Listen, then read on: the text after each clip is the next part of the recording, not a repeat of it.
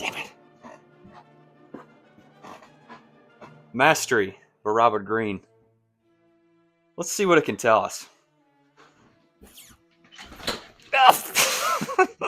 Mastery is a book singular in its essence. More specifically, it's different from your everyday self-help book. Most others are just kind of boring, shallow, don't really give you much substance, kind of more of a motivating factor than actually creating something worthwhile. Mastery is wholly different. That's why me and many others have an aversion to the whole genre of self-help in general. However, Robert Greene is very different from your average self-help author. You may know him for 48 Laws of Power, or Art of Seduction, Laws of Human Nature, or maybe the very book we're talking about today, which is Mastery. So, let's explore the pages between the binders of the book called Mastery. Let's learn how to build skills, find our life's task, and create something that is wholly unique. Leonardo da Vinci. From the earliest periods in his life, Leonardo felt a sense of fate's hand over his entire being. For most of his life, one question lingered and obsessed him. Is there some kind of force from within that makes all living things grow and transform themselves? Growing up in a small village, Vinci, Leonardo was born out of wedlock from an Italian nobleman who was a notary. However, since he was a bastard child, he was not allowed to attend any university nor follow in his father's footsteps. Most of his time, he was left with himself, wandering alone, going to the forest, and exploring the nature around him. One day, however, he stole pages from his father's office, which at the time were very expensive, so this was not just like some little petty theft. This was just quite a serious step for young Da Vinci. And then, once he had stole the pages, he wandered back in the woods, began to sketch the things around him. Looking at only what he observed, he would try to capture the look or the essence of something within his drawings. He would almost try to give his observation life on a page. This is a pattern throughout his life. This story, I believe, captures the essence of what the entire book covers. So, of course, our very first step in mastery, and probably the most important step, is finding your life's task.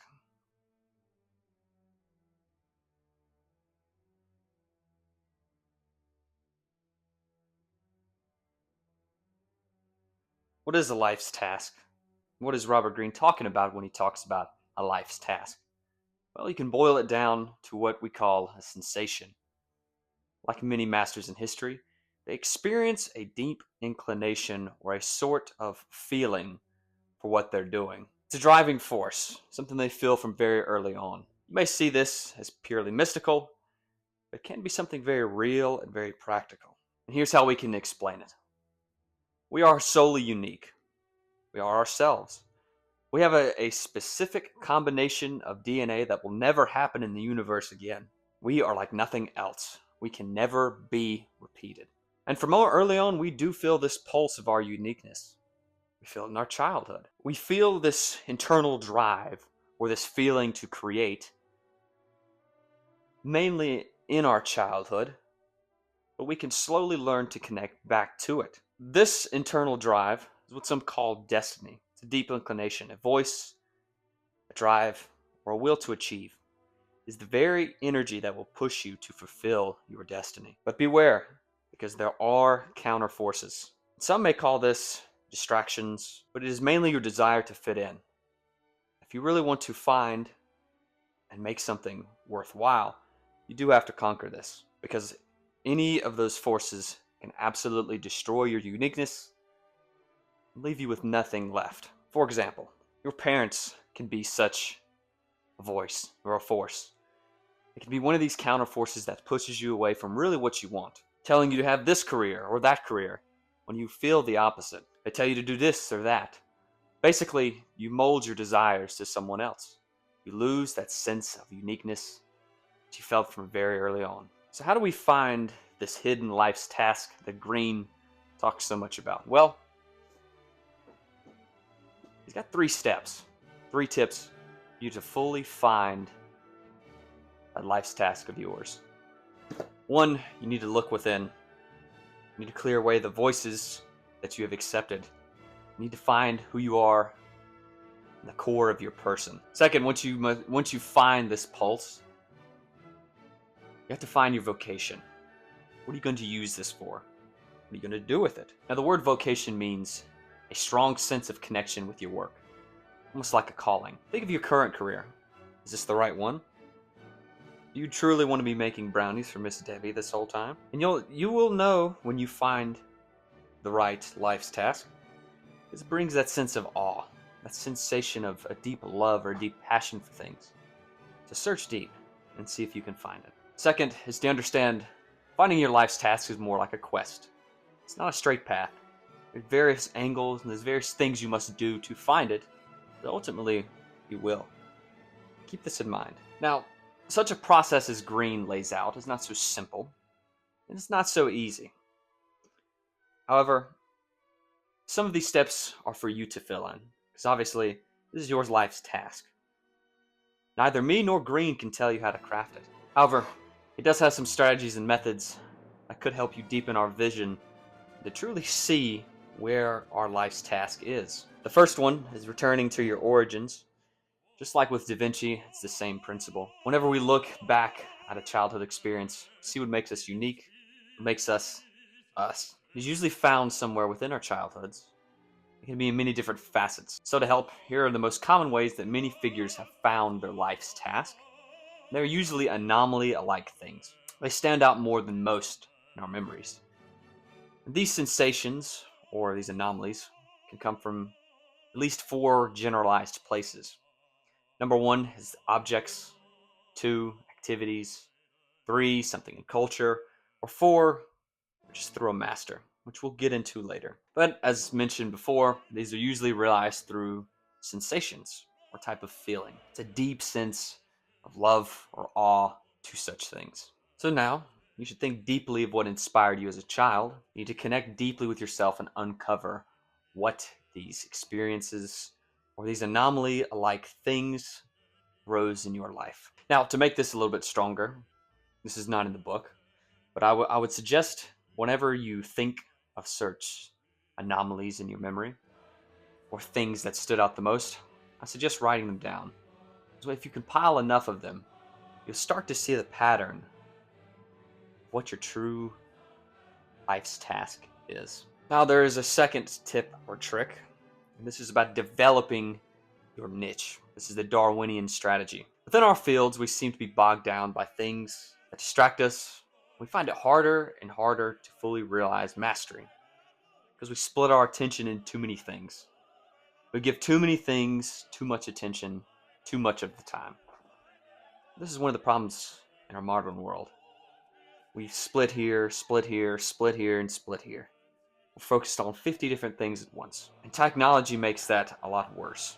Now, I'm not saying we're all doom and gloom, but compared to now, to the past, it is much harder to fully realize mastery. And that's why we don't hear much about this in our modern world today with our reels, TikToks, and YouTube videos. One way we can truly master something is we build or create our own niche. But we must make sure that we are best suited to this niche and ensure we are the strongest in this environment. So to fully realize our vision, let's find some ways to create niches. Path 1 is when within your career, look for close but different paths that capture your interest and give us the greatest joy. But it is also, the most important part, is a narrower field. You move to that path, and if done continually, you will find niches that you're constantly bettering yourself for, and that you are more perfectly fit for. It's like a constant moving down the ladder. It's almost like a pyramid. You start from here, and then you slowly move your way up toward a narrower portion of your niche. Path 2 is if you have mastered one field, and of course, you move to another, you work in that field, you practice it, you master that one. And then you take the field that you previously mastered and the other field that you just mastered, and you mix them together. This is building one. This is creating it for yourself. Now, these both are where we create a niche. And of course, when we create it, it's probably not as crowded as other things are. So we now occupy a niche that is our own. And we are free to create whatever we want within our own niche.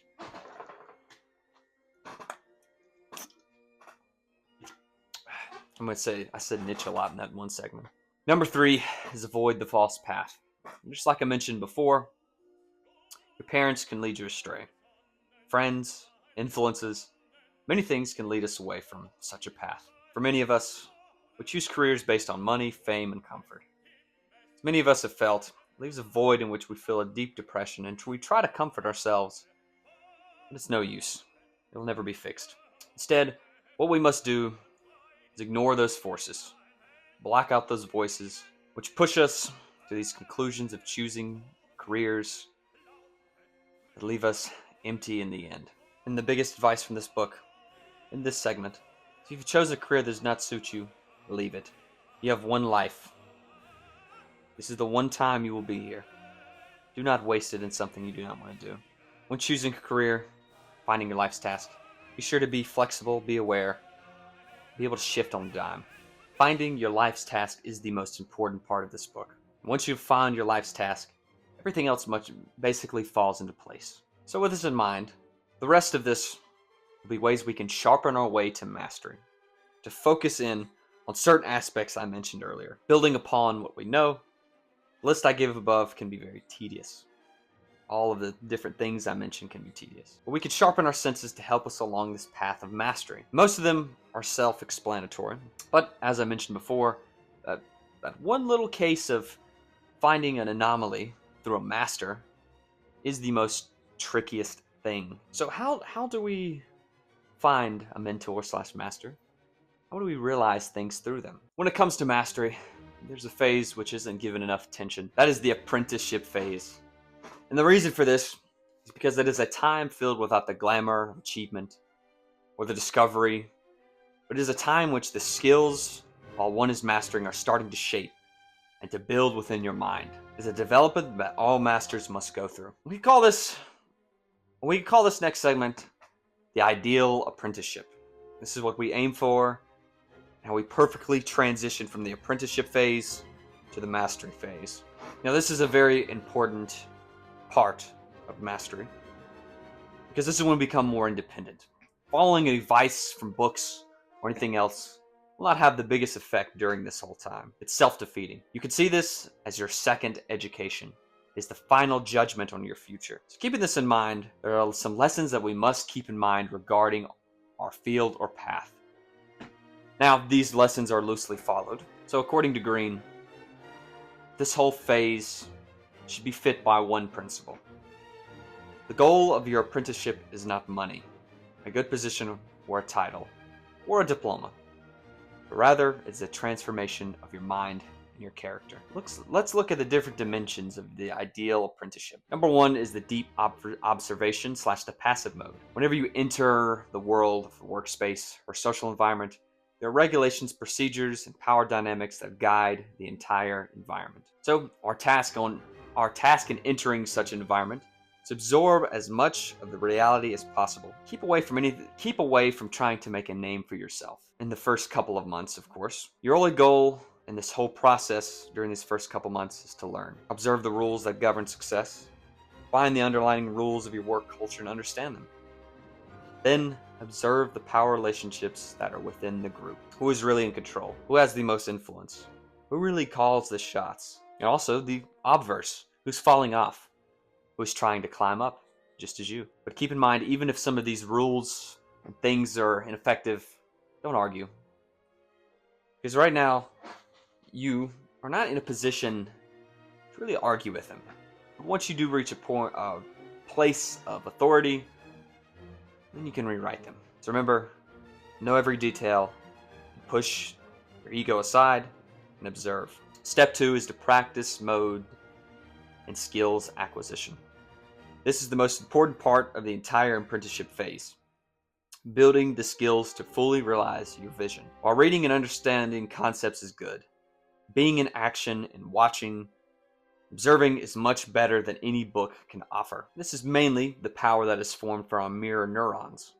Just like in many ancient times, an apprenticeship phase lasted when you followed a master around, you'd see what they do, and until you could replicate what they did, you would not be able to go in business. Practice and reps and any skill you can do is good, but watching a master or a mentor doing this will be even better. The more we do, the more we become better. And at some point, we reach what is called a cycle of accelerated returns. The more we do something, the more we become interested, the more easier it is to focus and work on those things for longer hours. So first, start with one skill that you can master, that can lead to many others. That helps. It's like a generalized skill. It helps in many different facets. Of course, I would recommend communication, as everything stems from your communication. If you master how to communicate, you master a lot of skills. It is going to be painful. Being able to embrace the pain and accept it will lead you to greater returns than you could ever imagine. It is boring. Yes, it's the most boring phase of the whole mastery dimension, or figuring out how to master something. It is the most boring part. In the long run, help us build the resistance that we need. Not only that, in the long run, we will have more of an intense focus and more appreciation of yourself and your work. Step 3 is the experimentations, the active mode. Short but crucial. Once you have gained a certain level of confidence, now you can focus on being more experimental. Gauge your progress with your peers, show it to the public, get a feel to understand where you are on your journey. Observe yourself in action. This can be the scariest part. Many people get stuck here, but understand, you must force yourself to take actions, even if you are not ready. Move past your fears. Detach yourself from your work and look at it through someone else. Now, we've covered the steps of the apprenticeship phase, but we also want to look at the mentor dimension of this whole thing. Let's clarify the mentor's dynamic. In our culture today, we like to disdain from the people who have reached certain heights. We don't like authority figures. We criticize and demean their status, ideas, ways of being, thoughts, and other things. This can be healthy to a certain point, especially when you apply it to people in power, like politicians. However, it can cut us off from important things we need to know and important people that we can learn from. When we are in an apprenticeship phase, we have to talk to people who know more. We have to learn and absorb as much as possible. We have to learn to be humble and learn from anybody, anywhere. You may ask, oh, I don't want to freaking learn from that one piece of shit down the road. Ugh. Understand, you don't have that much time left on the earth. If you really think about it, our lifespans are very short compared to the entire encompassing universe. Mastering a skill is a very long process. But learning from a master and learning from everyone about anything and the thing you're trying to master can speed it up and make it that much easier. Learn things that have taken people years in the matter of conversations. Now, of course, you may be saying, well, finding a mentor is difficult. Yes, it is. And retaining one and learning from one is even harder. Of course, Green has the strategies to combat this. Number 1, you want to choose a mentor according to your needs and inclinations. Find a mentor closely related to your chosen field or your life's task. Make sure they are open-minded, will best help you transform yourself into a master. Pretty self-explanatory. Gaze deep into the mentor's mirror. Find one that will show you your every flaw and shortcoming, that will move you to greater challenges and guide you on the path to where you need to be. And this whole second tip, feedback is key. Number 3, transfigure their ideas. Take your mentor's ideas, use them in circumstances and challenges, and slowly put them into your own style. Number 4, create the back and forth dynamic. Be open to their guide and ideas, and focus on retaining their ideas, while also looking for better ways to improve those ideas. You need to create this dynamic in order for both of you to sharpen your skills at the same time, to gain a better understanding of such ideas that are presented. Build upon mastering a skill does require a master, but in some cases, it doesn't.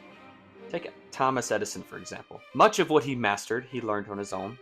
Most of what he built and know was found on his own. But for most, it does require a mentor. However, if you do find the task daunting and very difficult, you may not need one in general. So keep that in mind. We have now covered the apprentice and the master dynamic, mentors, all of that stuff. Now we need to look at some skills that we must develop, which connects back to my tip about mastering communication. We need to work on our social intelligence. Humans are social animals. We have lived and thrived off our ability to communicate and understand each other. Even though many animals are stronger, or faster, or bigger, nothing can compete with our reason and our intellect. However, there's a major flaw. Our perspectives are obviously and often clouded, biased, lack of awareness, being deceived, being misled. There are many things that our perspectives are blocked by. Our emotions blind us, and we are not usually able to see what people are or what their intentions are. So understand, if we are to be masters at something, we must be socially intelligent, but also be aware and have a great understanding of human nature. So let's take a step back. Let's look at the grander picture of what social intelligence is. And there's two forms of such a knowledge. The first one is specific knowledge. In the realm of social interactions, we often experience a list of things when interacting with others. Sometimes it's subtly or it's visually. These things can include being defensive, worried, or self-absorbed. We are more worried about our inner monologue than what other people are usually saying. We are focused inward. However, there is an opposite feeling to this. We've all experienced this state. You are deeply absorbed in a conversation.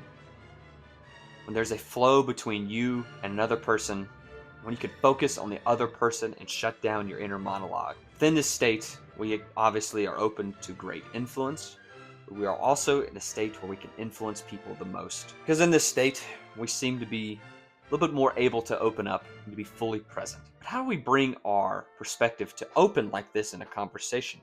How do we enter this state in every conversation? We need to focus on the other person. We need to look at their cues. What's their tone of voice? What look do they have? And overall, look deeply outward, not inward. General knowledge. Throughout human history, cultures, time, technology, all of these things change. However, human nature, hardly ever. But you might say, oh please, we are so much more different and sophisticated than them old primitive apes of the past. Oh, I am much better than that. Oh no. No, no, no. Don't hold that little head all too high. Because in all reality, throughout history and time, human nature has never changed.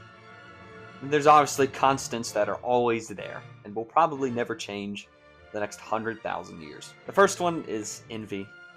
Envy is that feeling of lacking something someone doesn't have. Something we all experience.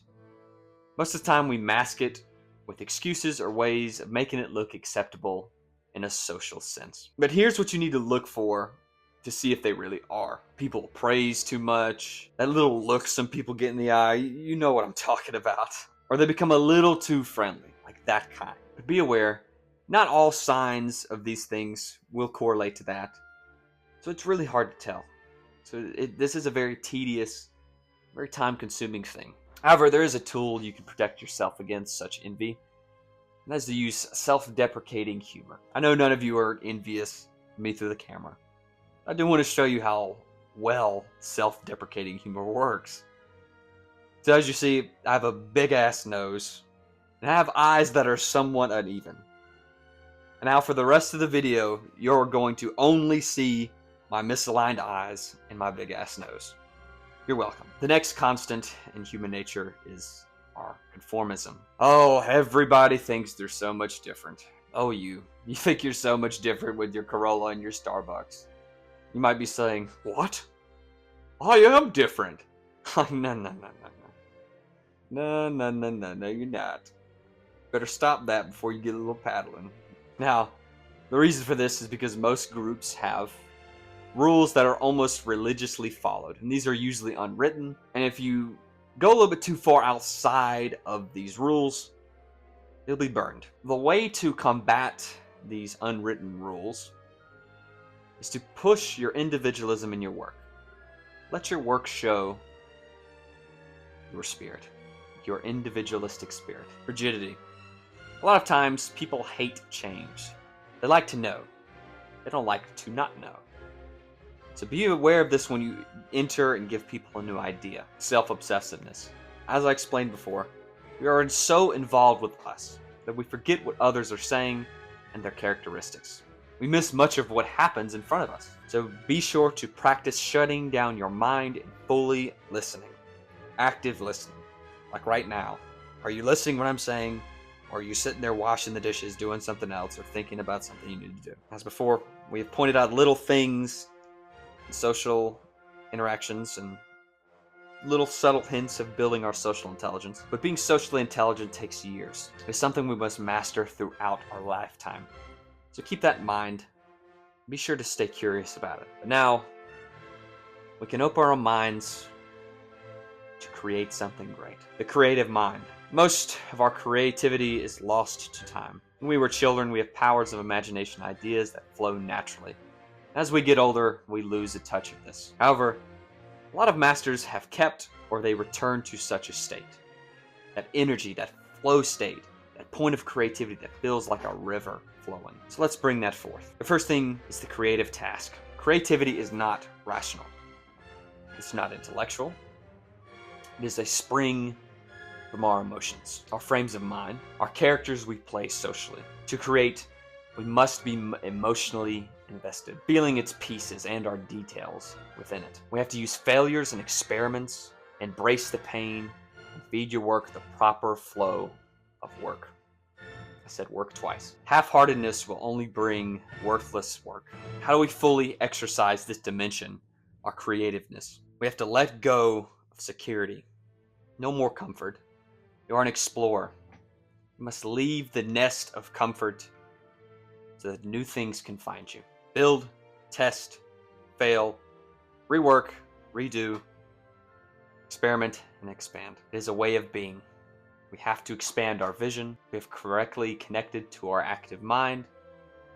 We can now take one last step. We have to fuse both dimensions of our mind, the rational and the creative. Masters usually have a feel for things. And today, we usually regard intelligence as one form or another. Usually, we regard intelligence as rationality, reason, and we consider these the primary sources. This is not fully the case. IQ is only one part, and it's not the whole picture. But what's the other part of the picture? Many masters have described a feeling or an image of something. We could call this an intuition. It's a gut feeling. We humans tend to rationalize everything. We try to fit everything in a box or steps. But many things in our lives are much more than this. The way to gain this intuition and to move our thinking outside of the box is to at first understand that this is a later step in mastery. That's why it's the last part of the book. We have to spend enough time in something to really gain that feel or that intuition for it. We have to stop, to step away, to see the larger picture. Our intuition is what opens our eyes. This is something that genetics or luck cannot produce. It is only the time that we have put into it that will give us this intuition. Now, to be able to really build our intuition, we have to connect to our environment, to be able to sense things that change or progress. We have to keep our focus in line, keeping away from distractions. We have to find ways to play to our strengths, find out what plays best to our hand, and where we are best situated at. We must practice and master every detail. We have to create a vision of global proportions. We have to absorb every experience, every perspective that is foreign to your thinking. Inhale every angle and every facet that you can. In this way, we can move closer to reality and being itself. This is the last portion of mastery. I know a lot of things I said after the first section, kind of a repeat of the first section, but this was just an expansion on the first part. As I said before, the first part is the most important part of this book. Overall, Mastery is a book of interesting ideas and conclusions. It is very inspiring to read, and it is also a very dense book to read. So I recommend you read the whole thing, as I covered the parts I just found important, and this was my interpretation of the book. So there is some nuance to it, but I do encourage you to read it for yourself and tell me what you think. But I do appreciate you watching this video. I will see you in the next one.